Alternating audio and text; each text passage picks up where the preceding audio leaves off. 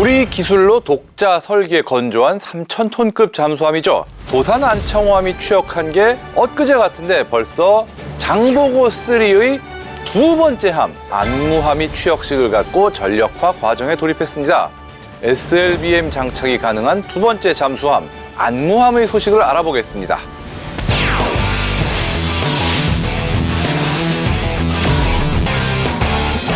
지난 4월 26일 진해 군항에서 안무함의 취역식을 거행했습니다.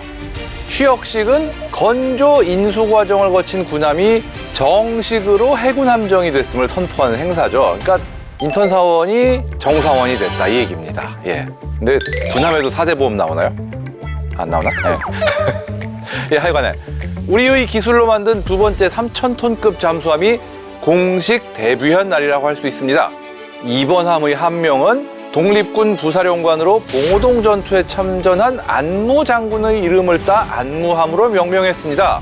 안무함은 길이 83.3m, 폭 9.6m의 규모로 공기 분류 추진 체계 즉 AIP를 탑재해 최대 수주 동안 부상하지 않고 수중에서 작전을 수행할 수 있는데요. 공기 분류 추진 체계는 수중에서 은밀하게 활동하는 잠수함의 최대 강점인 은밀성을 보장하는 핵심 요소입니다. 스텔스 하는데 사실 물속에 들어가서 안 보이는 것도 정말 중요한 스텔스죠. 외부에서 공기를 쉽게 유입할 수 없는 잠수함의 수중 잠항 작전 중에 탄소 공급이 없어도 추진력을 만드는 보조 동력 기관을 지칭하는 게 바로 이 AIP인데요. 이 안무함 같은 경우 이제 갖고 있는 AIP는 연료전지입니다. 이 연료전지라는 거는 수소하고 촉매 등을 이용해가지고 전기를 자체적으로 만드는 전지를 얘기합니다. 기존의 축전지 같은 경우는 말 그대로 전기를 미리 충전해가지고 그 충전한 전기를 쓰지만 연료전지 같은 경우는 그 자체적으로 발전하는 체계이기 때문에 산소가 없는 수중에서도 상당 기간 전력을 이용해서 작전할 수 있다 이렇게 보시면 됩니다. 또 두뇌 역할을 하는 핵심 장비인 전투체계와 소나 즉 음파 탐지기 등 다소의 국내 개발 장비를 장착했습니다. 전체 국산화 비율이 76%에 달한다고 하죠. 장거리 항해 능력도 구비해서 대양 작전도 가능합니다. 그러라고 실은 연료전지 AIP 체계입니다. 수중 최대 속력은 20노트, 즉 시속 37km 이상이고요. 탑승 인원은 50여 명입니다. 유도탄, 어뢰, 기뢰 등의 무장을 운용 가능하고요. 일본 함 도산 안창호함보다 성능이 강화된 최신 어뢰 기만기 발사 체계가 적용됐다고 합니다. 그리고 가장 중요한 부분이죠. 수직 발사 체계에서 발사하는 SLBM으로 지상 핵심 표적을 정밀 타격할 수 있는 큰 장점을 갖고 있습니다. 안무함은 앞으로 북한의 핵, 미사일 등 공격 징후가 명백할 때 선제 타격하는 우리 군의 수중 킬체인 핵심 전력으로 전력화할 예정인데요. 안무함은 앞으로 약 8개월간 전력화 훈련을 통한 작전 수행 능력 평가를 거쳐 내년에 실전 배치된다고 합니다. 배치 2부터 리튬 전지가 들어간다고 하는데요. 그게 어떤 의미를 갖고 있나요? 지금 현재 이 2차 전지, 즉 충전이 되는 전지들은 거의 다 리튬 계열의 전지로 바뀌어가고 있어요. 그런데 그게 오랫동안 아니었던 곳이 바로 잠수함입니다. 왜냐? 아시는 분은 아시겠지만 리튬과 물이 닿으면 어떻게 된다? 빡! 그렇기 때문에 리튬 전지의 잠수함에서의 사용은 수많은 장점에도 불구하고 오랫동안 꺼려졌던 부분인데요.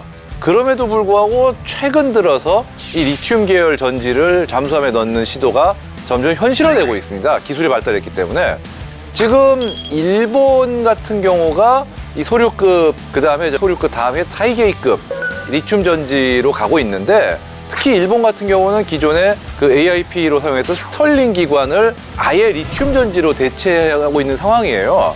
왜냐하면 리튬 전지가 워낙 충전량이 그 부피에 많다 보니까 기존에 효율이 났던 스털링 기관에 비해서는 그냥 차라리 리튬으로 다 채우자 그렇게 한 거죠.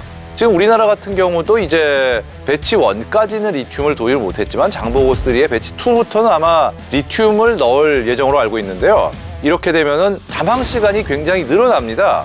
아마 당연한 얘기인 게 기존의 충전지하고 같은 부피에서 훨씬 많은 전기를 충전을 하니까, 즉 같은 배가 더 멀리까지 갈 수 있고 훨씬 적은 부피로 충전 용량을 확보할 수 있기 때문에 그만큼 내부에 더 많은 공간을 확보할 수도 있고요. 아무래도 내부 공간을 줄일 수가 있으니까 그만큼 뭐 수입 발생관을 늘린다든가 승무원 거주 공간을 늘려가지고 뭐 편의시설을 높인다든가 이런 식으로 어느 쪽으로든 성능은 강화될 수밖에 없을 거라고 봐요.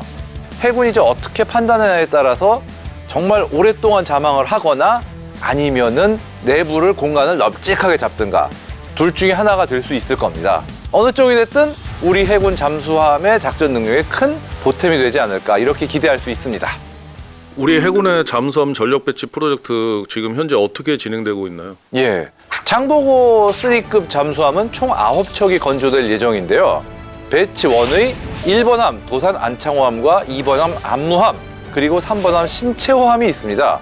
신채호함은 내년에 인수될 예정이고요. 배치 2와 배치 3는 점차적으로 더 발전된 기술이 들어갈 것으로 보입니다. 현재 기술적 과제와 발전 가능성을 고려해 3척씩 끊어서 3단계 배치로 3곱하기3의 그런 어떤 체계로 잠수함 전력을 도입할 계획인데요. 앞으로 우리 영해를 지킬 비대칭 전력으로서 큰 역할을 해주길 기대하겠습니다.